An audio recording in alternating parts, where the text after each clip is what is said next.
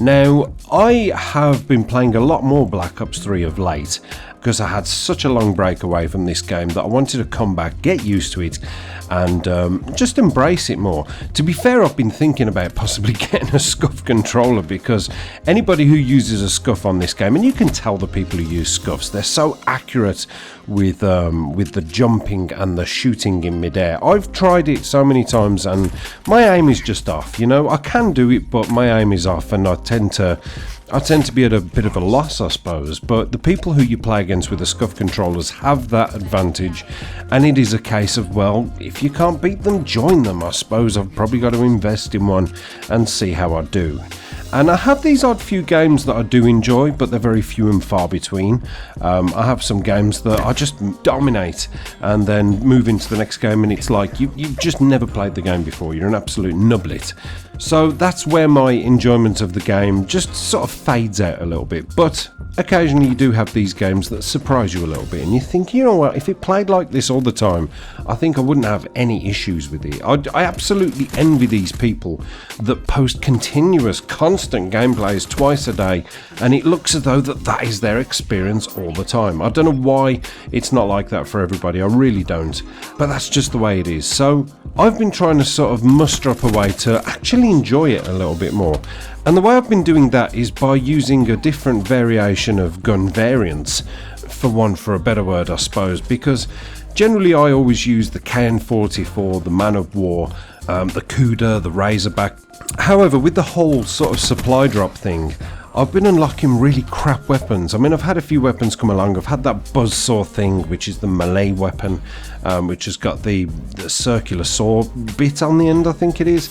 Iron Jim, I've had the wrench.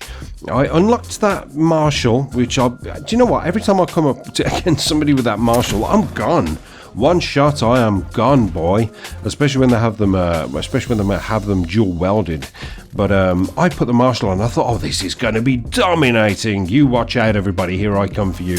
You're all in a whole world of trouble. You wanted to come to war? Don't bother. Stay in, lock your doors, and just do the right thing. Do a puzzle. Don't come to war today. And I got hit markers. I've never had a one-hit kill with a Marshall. Very strange. Then I unlocked, that contract where you get so many supply drops and you get a weapon as well. In that, I got the laser pistol. And I thought that was going to be devastating. I thought that was going to be the one that was going to make me king of the hill. And in fact, it's a 2-hit kill. Sometimes a 3, sometimes a 4. I've shot people a couple of times with 4 blazing bolts of light, and they've come back and... 3 blazing bolts of light, obviously needing a 4th. And they've just got the better of me with their VMPs and their Vespers, those buggers. But the one I did unlock was the Shadow Claw. Now, I have died a lot on the receiving end of the Shadow Claw, particularly akimbo welded. I've found it to be one of those guns that I thought was going to be absolutely immense. I thought it was going to be the best thing since sliced bread. I don't know how good sliced bread can be, but apparently it's very good, and it can be the best. And I thought this was going to be like that, but I've found it to be very hard to use, and took quite a lot of practice. But practice makes sort of semi-good in my eyes, because the gun is quite strange. It obviously fires these crossbow bolts that hit, kill in one hit. They do genuinely kill in one hit. They don't say it's a one-hit kill and then surprise you with a 2. It's actually a one-hit kill. But because they fire slowly and sort of have this drop-off, they're very inaccurate, especially with the advanced movements and how fast people can move. You fire one, it's almost like the throwing knife. You have to throw them in front of people, and it's the same with the Shadow Claw. But if you do get that hit on target, it's fantastic, and it's especially good for doing things like this. There's a guy camping up there. I know he's there. Just pop your head out. I'm ready for you. Bosh! Thank you very much. That's what it's great for. It's great for those surprise little elements, and I think people on the receiving end of that won't be very happy. But I thought to myself, I'm going to make this game fun again. I'm not going to care about anything. I'm not going to care about how well I do. I'm not going to care about how poorly I do. I'm just going to go out there and just play it in the most random way with the most random setup and see how I do. Now, my setup with this one in particular involves having the bayonet instead of the dual weld, which is fantastic because the bayonet on this weapon means that I've found, you know, in the Ripper sort of commando lunges towards you, I've beaten a few Rippers with this, which I haven't done with anything else. You know, once the Ripper focuses on you, it's almost like, you know, your moments are numbered. It's the split second you get before he actually focuses on you that you're gone. Whereas the bayonet on this gun actually makes you get there first. So I do like that about it. And also it does add a little bit of commando lunge to yourself. And obviously the second important thing is having scavenger with it. Those are the two important things that you need with this gun.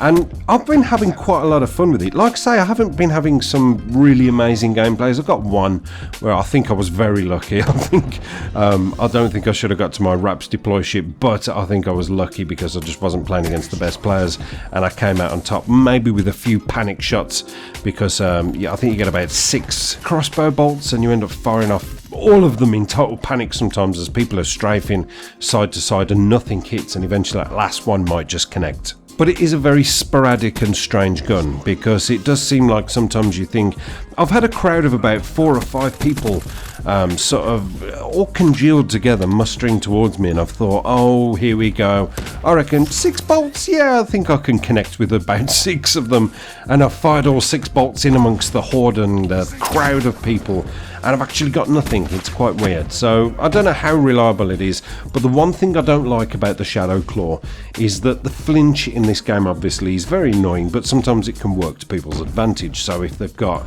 let's say for the sake of argument, they're using the KN-44 and they've got high caliber on their gun, and they're probably one of these people that will shoot at your knees, and you fire off a couple of rounds into them and the gun flinches and jumps up so much it goes straight for the head.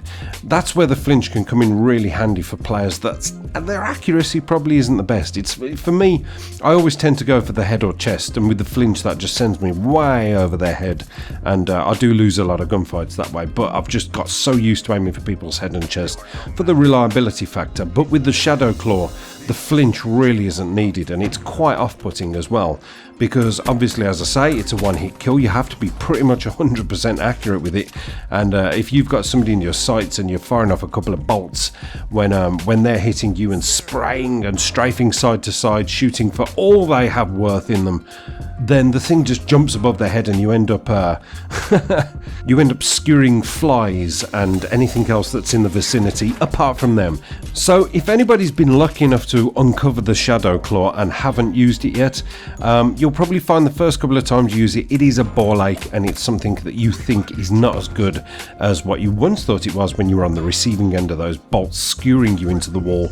Give it some time, equip yourself with the bayonet, and go and have some fun. Seriously, I think that's the key. I really do think that's the key to this game. In the last sort of dying couple of months of it, and you're absolutely adamant that you're not going to buy Infinite Warfare, you're going to carry this one on for another year to see what we get next year, then I would recommend just giving the Shadow Claw a bash, and you might find it just fun like I did. I don't know for how long though.